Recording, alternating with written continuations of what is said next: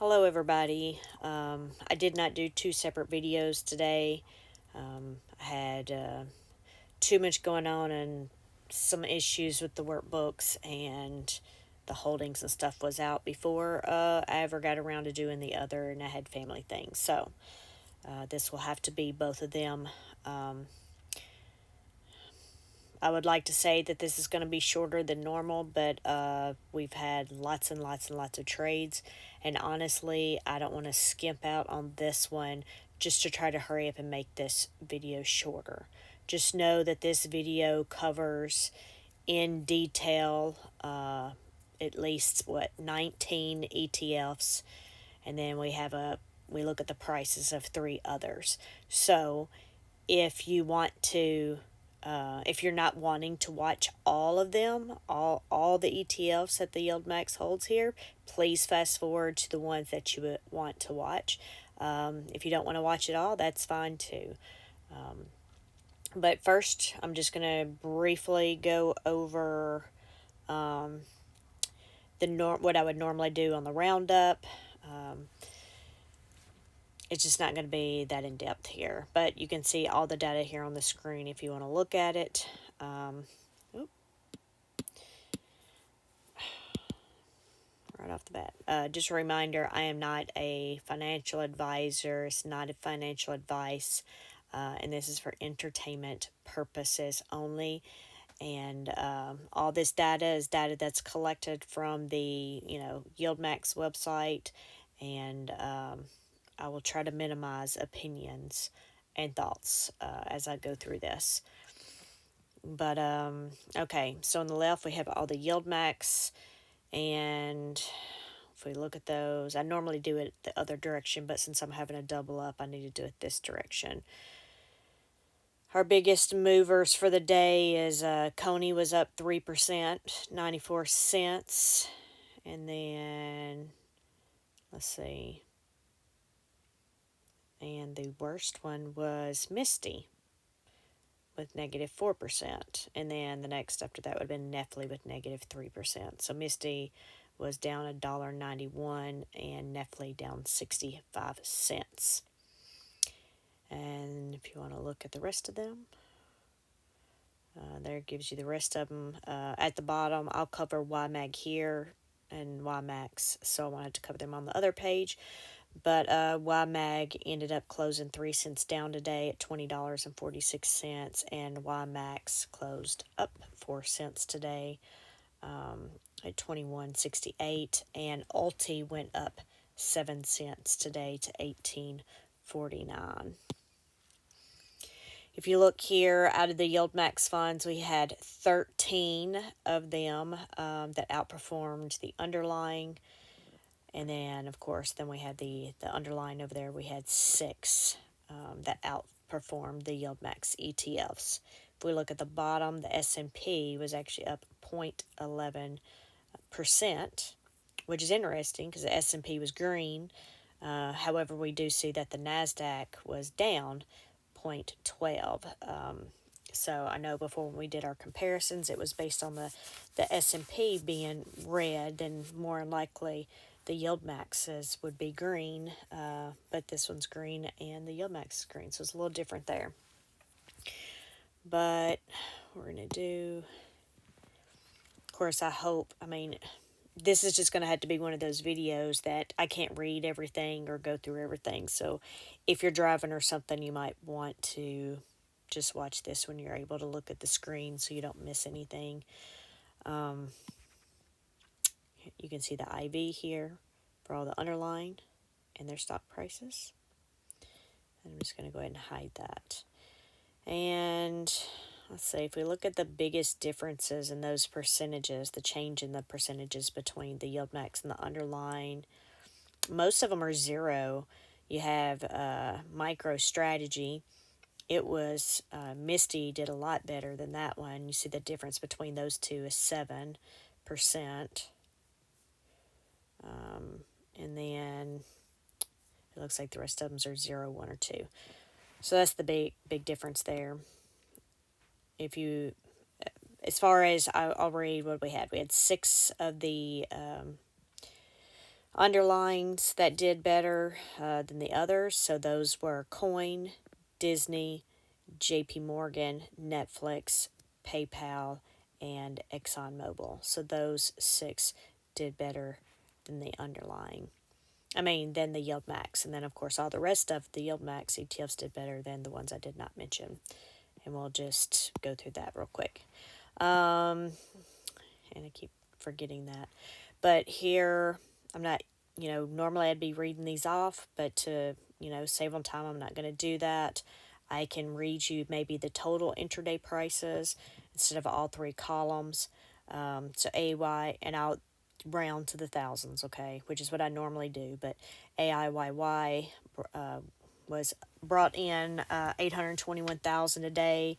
AMD brought in over a million today.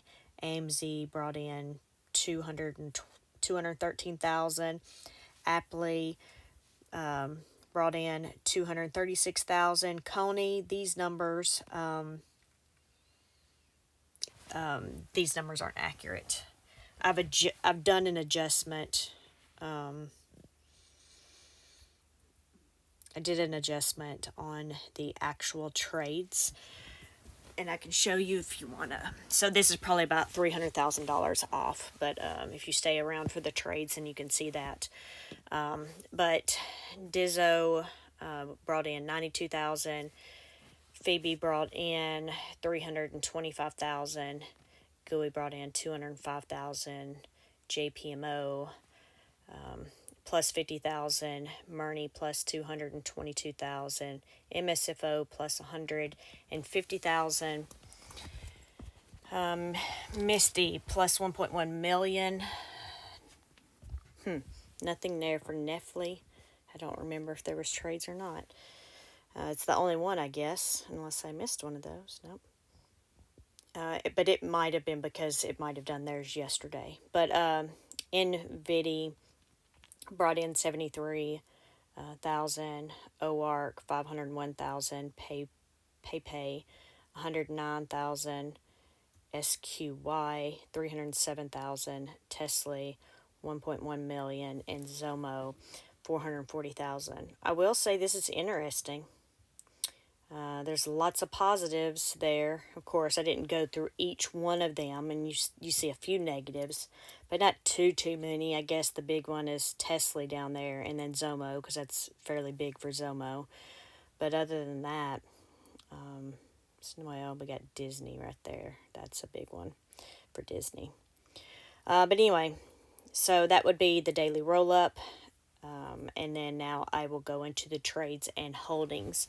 Of course, remember it is Thursday. However, it was the last trading day of the week. That's why you see so many trades on here. And again, 19 different ETFs. And I do not do one video for every ETF just so they would be small clips that would take way too much time and effort to do for myself. It'd be a lot easier for you if you don't want to watch one of them. Just fast forward through it, please. So now we're going to go over here, and because there are so many, and so you can be able to, we're going to have to do trades on every single one of them. We're going to swap back and forth to keep the ETFs together. And I think I've got it zoomed in good enough here for you if you are on a phone or something here. But AIYY, so they added to the synthetic there on the top 2 lines. And then the third line, the bottom 4 are the short calls. So if we look over here, we had 2 short calls that expired today, so they closed those out. And for both of these, they only had to pay a penny a share to close those out. And then, if you look, so these 2 were rolled until the expiration date of next Friday. So that will be the new expiration for those. And then the synthetics that they added to up here, the 800 contracts, they also opened up they did another 800. It's the exact same strike price. They're just on 2 different lines. because they rolled these two into this one, and then they opened these three right here. But we already went over the total trades, so we won't do that. So let's go over here to, I'm going to scroll up to the top. Okay, sorry about that. I wasn't prepared. I'm not going, normally I would read you the closing price of AIYY and AI. I'm not going to do that today. You've seen the prices on the other page. You can see them here if you want. I'll save some time and not read over those. We already talked about the adding and the new purchase, but I didn't go too in depth. But you see that short call we just talked about, and that strike price is $28.50 for next Friday, and we're currently 5% below that strike price. I will not talk about the synthetics, but you can see them here. And just to let you know up front, in case you didn't already know, is that for this synthetic, you usually want the stock price to be above the strike price. You want the stock price to be above the strike price for the synthetic, and then below the strike price for the short call. In this case, the synthetic was opened when this stock price was a lot higher. Of course, they have not changed it. That's why there's a big difference and why the short call is below it in this example. But that's also why you see this 23% here, that the stock price is 23% below the synthetic, and it's red because that's actually a bad thing. If you look over here on the left-hand side, you could see if they had to close that out today at close, it would have been $6.3 million. But in this case, we have about 3 more weeks. So all of our synthetics are going to have about 3 weeks or almost 2 months. So you'll see those there. You may see some of those red, and at least I've explained it to you one time. If you didn't already know about that, and maybe you can pause the video and look at it if you want to spend that time. If not, that's fine too. I'm just going to save some time by not reading each one of those to try to make this video a little bit shorter, but we will look at the short calls. All right. Oh, man. Well, the good thing is I've saved all of the things, so we don't have to worry about formulas trying to pull from websites, except for the page loading. But we're going to move on to the next ETF, which is AMDY. Perfect timing. So AMDY, the top 3 lines where they say they were added, that's where they bought in additional shares based on people buying into the fund. So you see they all say the quantity of 125 there. So the top 2 would be adding to the synthetic position, and then that third one is adding to the existing short call that's already there. And then we'll review that on the holdings. And then the next 2 lines, you see those are closed. That's where the short calls expired today. I'm supposed to have like a plus sign up here to hide things. Let me say if I can hide some of these, then that'll make the scrolling less. Sorry, I didn't have that already done. And in fact, I can make that smaller in this. Maybe I can make some of these a little smaller so I don't have to, it seems like I'm having to scroll more tonight than when I would usually do.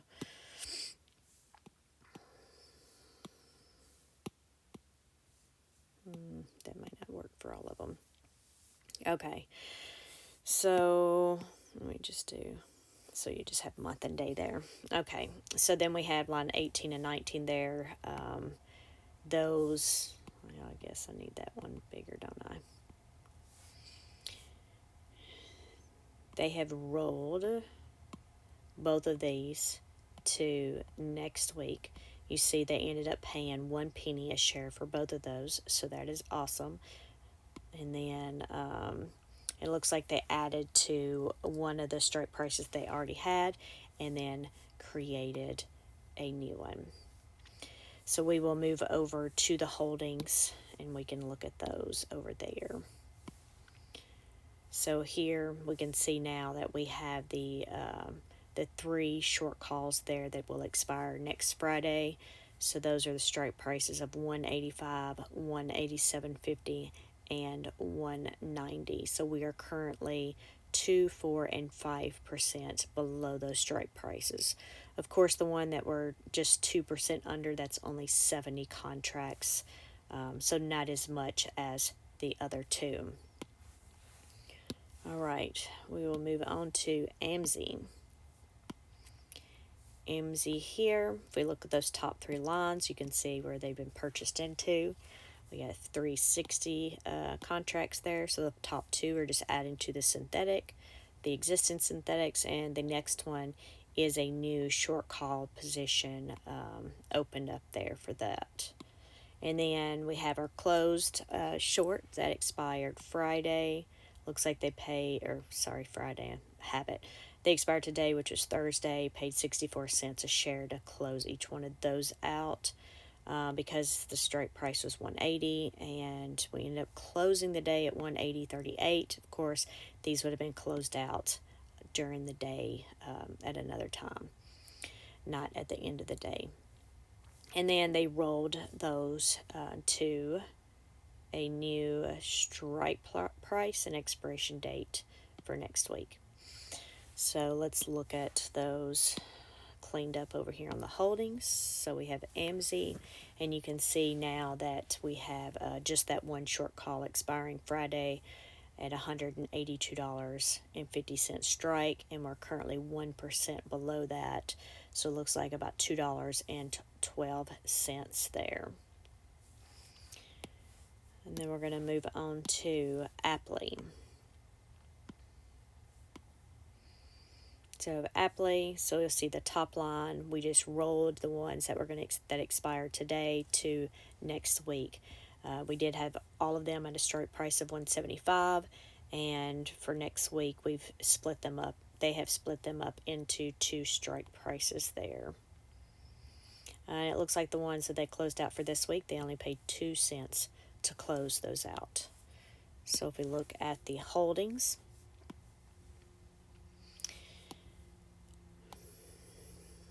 we can see here the 2 short calls that I just mentioned that expire next Friday with the strike prices of 172 and 175. We are currently 1 and 2% below those strike prices. So that 1% looks like we're $1.02 away from that one. And it's only 1,000 contracts. And then 66% of the contracts are sitting at the 175 strike price with over 2,000. Let's move on to Coney, which is our problem child for the day. So Coney, they rolled their strike prices to next week. The problem is, and actually Rod caught this before I did, I would have caught it once the holdings came out, because that's usually when I compare it, but he had caught these up front. That they actually they closed out 14,785, but if we look at yesterday's holdings, sorry, I should have had that up. Here we go. If we look at yesterday's holdings at that strike price for the ones that expired today, they only had 14,360. Now, if you had added those together, it is 14,785. But it wouldn't have made sense for them to close this one out for next week. And if they should have been listed separately. But this one specifically said this expiration date and this right here. And normally when something's wrong, it's because they were entered in incorrectly for the trades themselves. So what I did was and the reason I changed this, usually I would just like maybe a comment or something, but because I'm keeping the stuff, for the estimation of distributions and stuff like that, I went ahead and changed it here. I did copy down the original amount. I made a comment, but I changed this, and then I changed the calculations based on those. Now, next week, next week it could be adjusted, and maybe they meant to close both of them out and they just didn't, but that doesn't make sense. So let's go back over here to our holdings. Okay, was it? I mean, they could have closed that one out, but I don't know. We'll see when they do corrected the adjustments next week for this. But you can see, so I have this line red right here because that's where they put too many shares on it. So you can see it's a positive 425 versus a negative 425.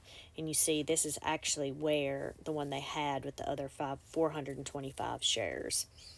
So, yeah. So that red line right there can just be, just disregard that, and then you would just look, as long as they didn't mess up and they meant to write this one down as being closed, then they should have, actually, yeah, so that's where I adjusted other one, 14,360, so this should also be red.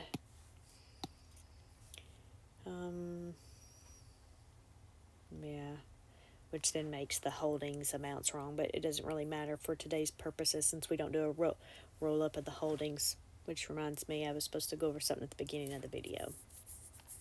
I'll do it at the end, I guess, for anybody that's stuck around. Dang it. But anyway, okay. Yeah, so that should be the 14,360. But anyway, so our two short calls for Coney for next week, strike prices of 285 and 292.50, and we're currently 7 and 9% below those strike prices. We're going to move on to the next one. The good thing is, out of all these trades, this is the only one that had found to have errors. Of course, I can always find something while we're recording here, but hopefully not, right? Okay, so it looks like they rolled. They better pay for that, didn't they? Yep.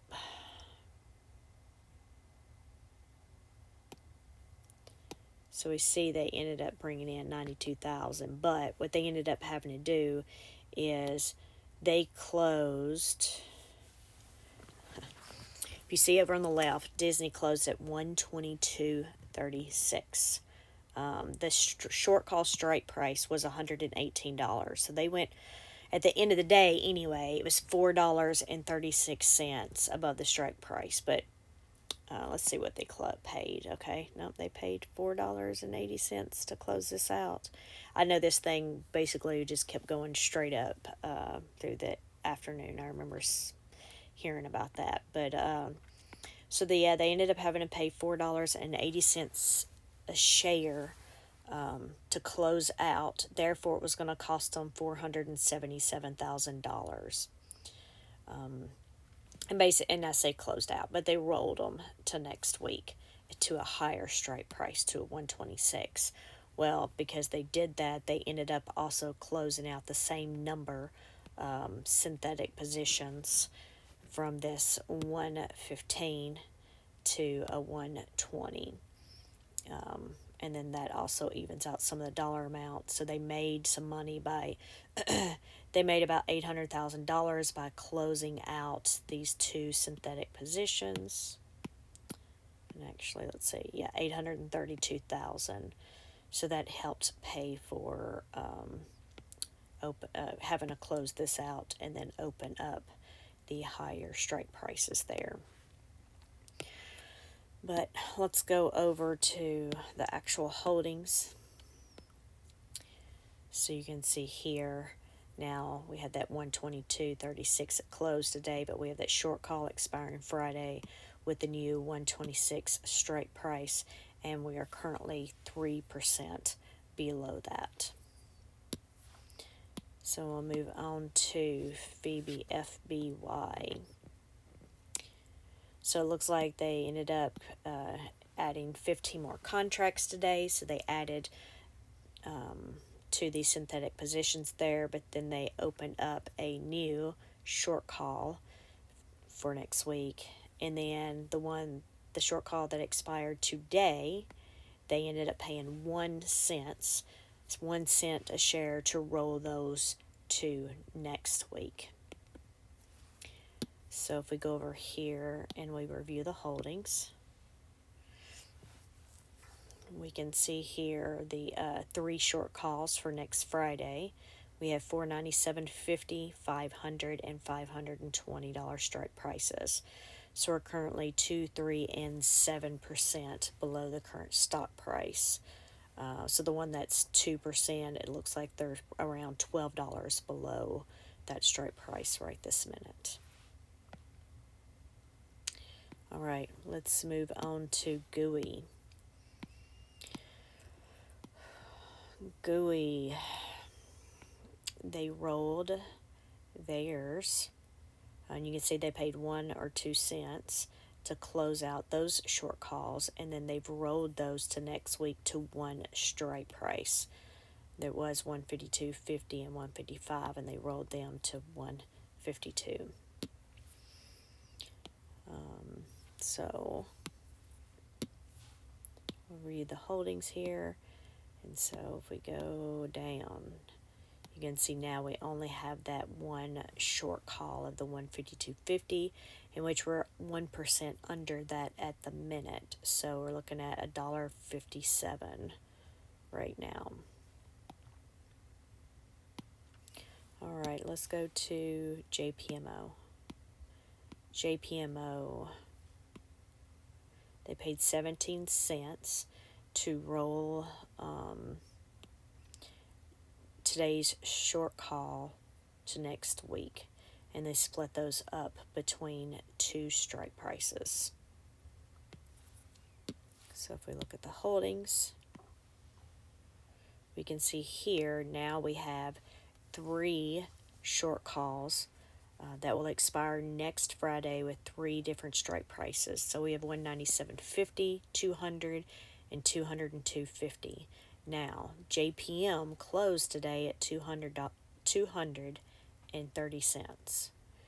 And so that first strike price is 197.50. So we are already 1%. The stock is already 1% over that strike price. So $2.80 over.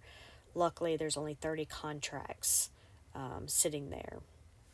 But if they'd had to close those out today, well, it'd cost $10,000.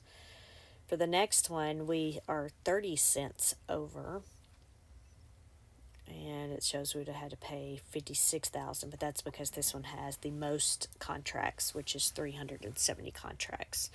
And so we're $2.20 below the other strike price. We're going to move on to Moderna, or Murni. So Murni here, they rolled their short calls, cost 7 cents a share. They moved these till next week, and then went from the strike price of 109 to 111. So scroll on down. We have 1 short call for the week, and its strike price is $111, and we are currently 4% below that strike price. If we move on to MSFO, you can see they rolled the first 2 lines, those short calls, to this next week, and the strike prices were $4.30 and $4.35, and now they're $4.25 and $4.27.50. They paid 1 cent a share to close out all 1,030 contracts. So let's go over to the holdings. And we have just those 2 short calls for next week, in which we're currently 1%, 1 and 2% under. So that first one, it's 1%, we are $4.28 away from that strike price. We go on to Misty.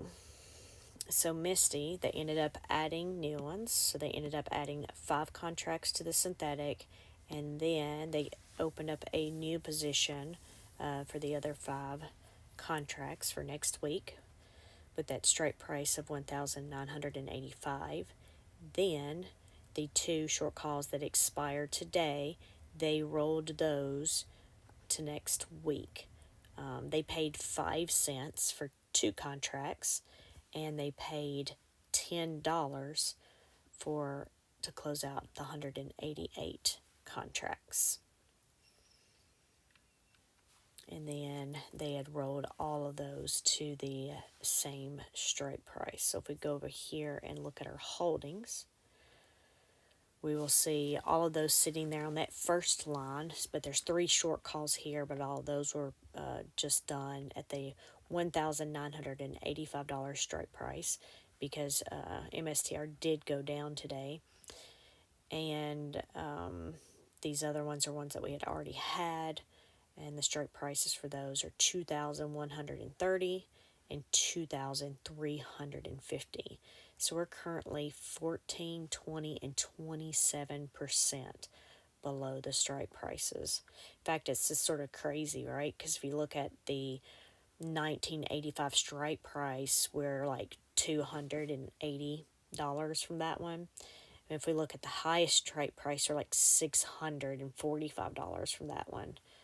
We have some huge gaps there, 14 to 27%. We're going to move on to Nephle. And so this, it's because I have columns hidden. I was like, man, it doesn't look like it, whatever, but it did. There just weren't any trades. All right, so let's just review the holdings there. So Nephle, yes, they had already taken care of these the day before. And so we have 2 short calls that will expire next Friday with the strike prices of $127.50 and $630. So we're currently 3 and 4% below those. So that 3% is roughly $20. And then we'll go on to NVIDIA.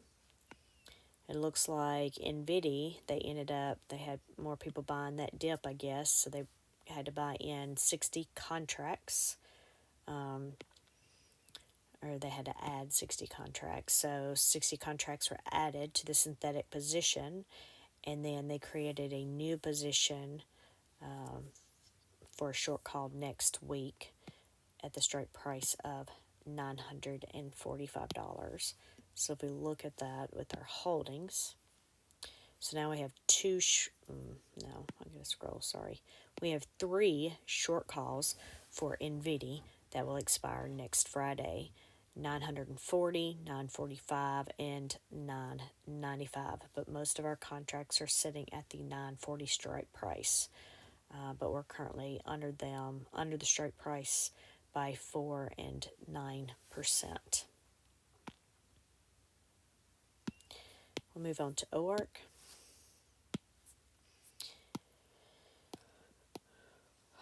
OARC rolled their short call to next week. Cost them 7 cents to do that a share for the 14,000 contracts. And they rolled it from a strike price of $50.50 to $51.50. So if we look here, we only have 1 short call that will expire Friday at $51.50, and we're currently 3% below that, which is $1.43. We go on to PayPay. They rolled the short call that expired today. It cost $1.24 a share because the strike price was 66, and you can see PayPal closed today at $66.99.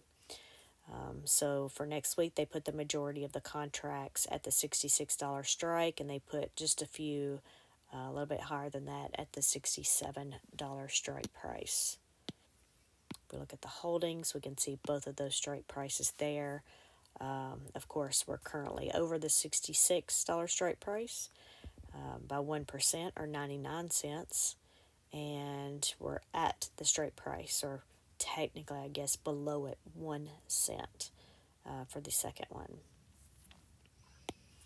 If we move on to Block, or a SQY, SQY, they rolled the short calls that expired today to next week, and we had a strike price of $84 this week, and for next week they've done 86 and 87, with 75% of those at the 87 strike price and the rest at the at the 86 strike price and the rest at the 87 strike price.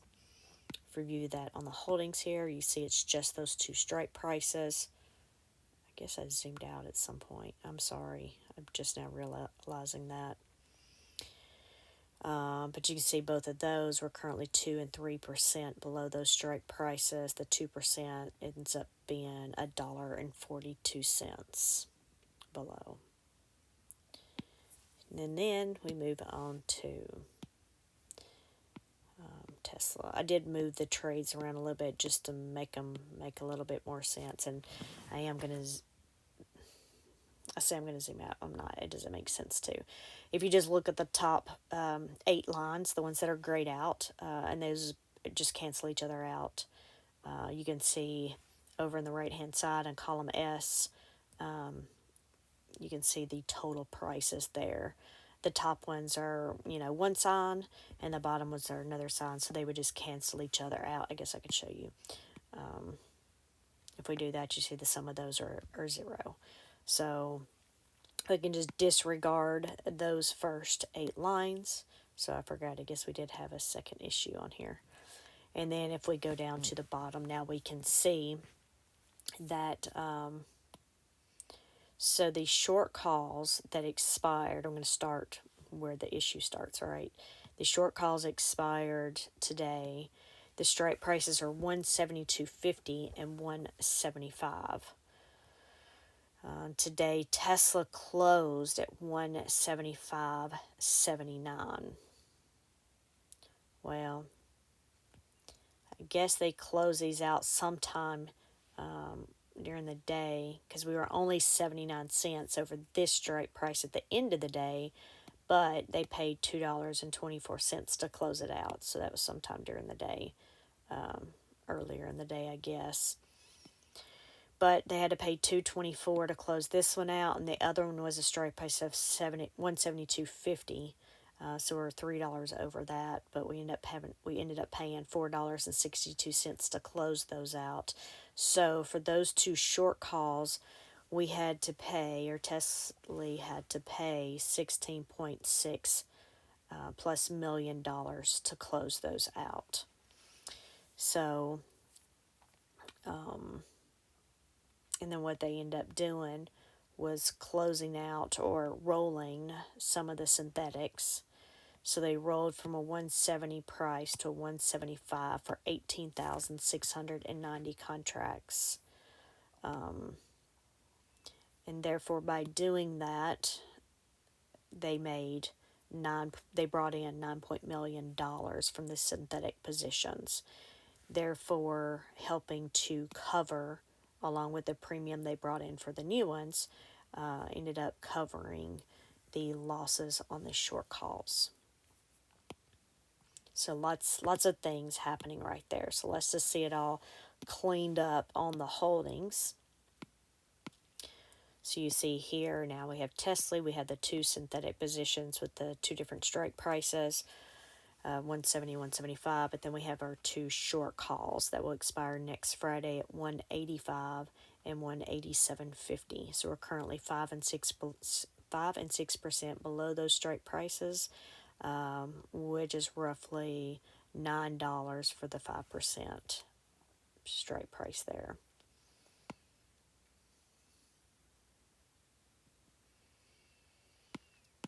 All right, and then to the last one, Zomo.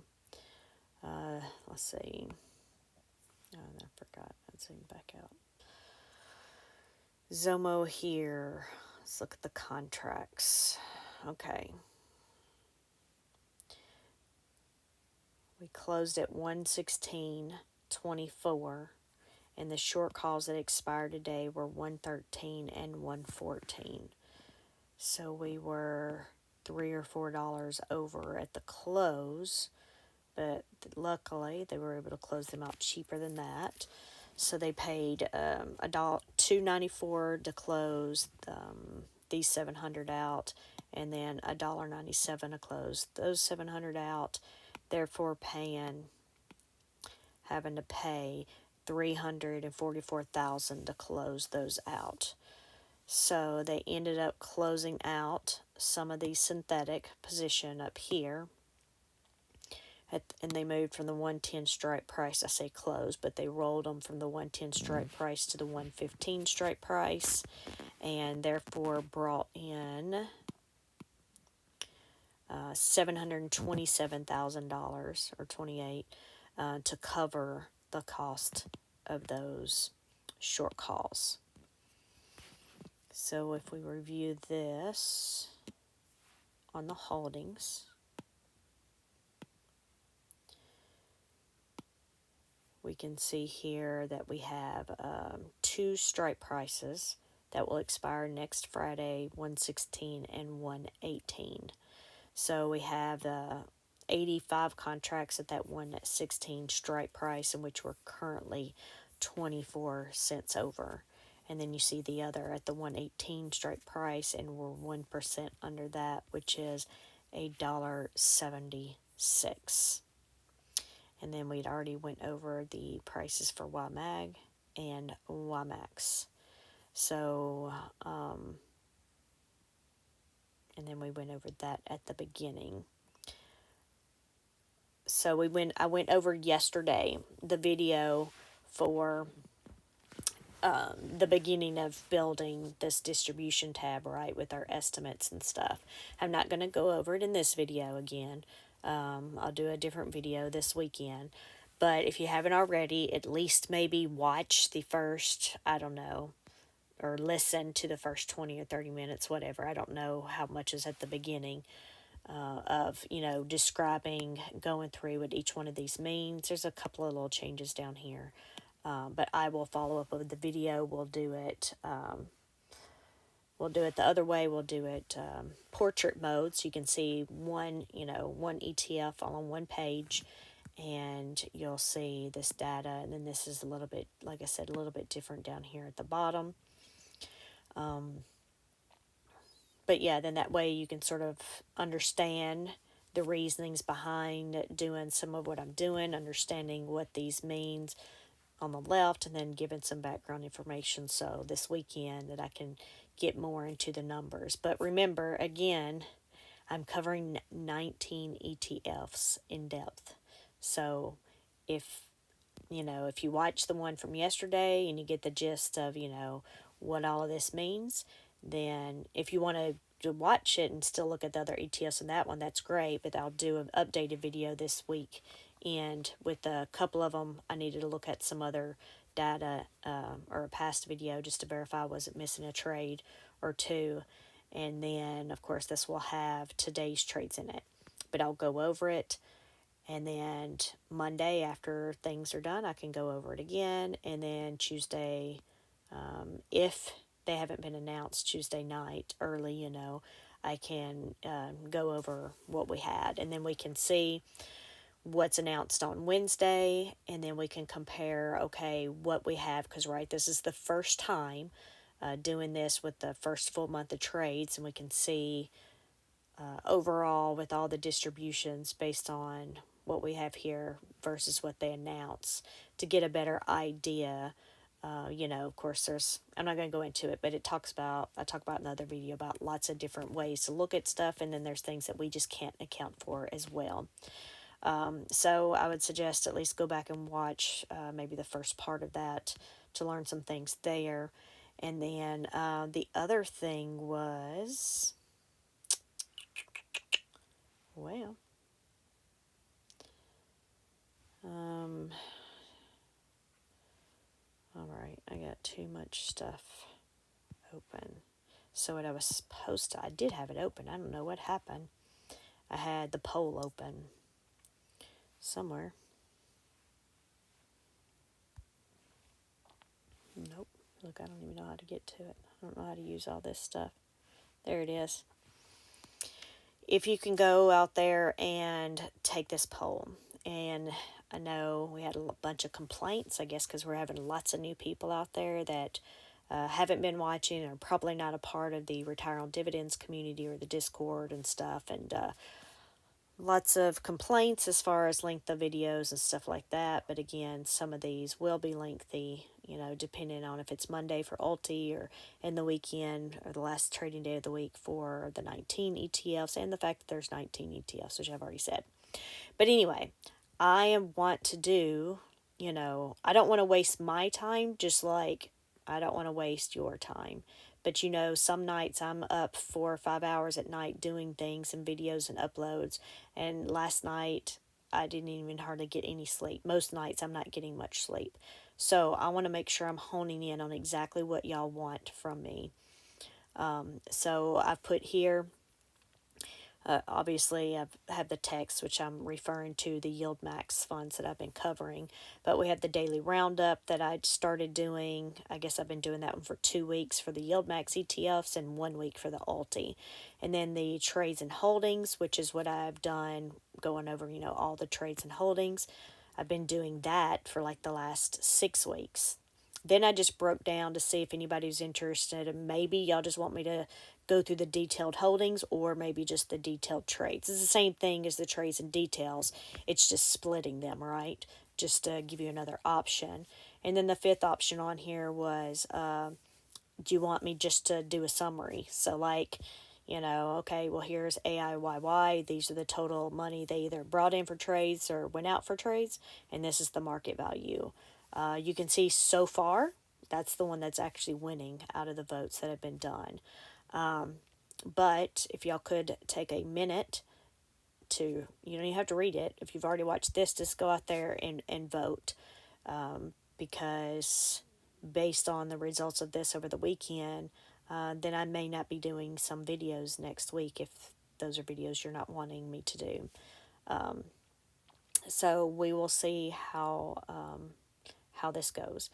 But I'll see about the weekly video and the estimated distribution specifically for the YieldMax single stock ETFs this weekend. Of course, I will be traveling to Tennessee, and my husband works, so I'll be driving myself. So I'll be on the road for 7 hours.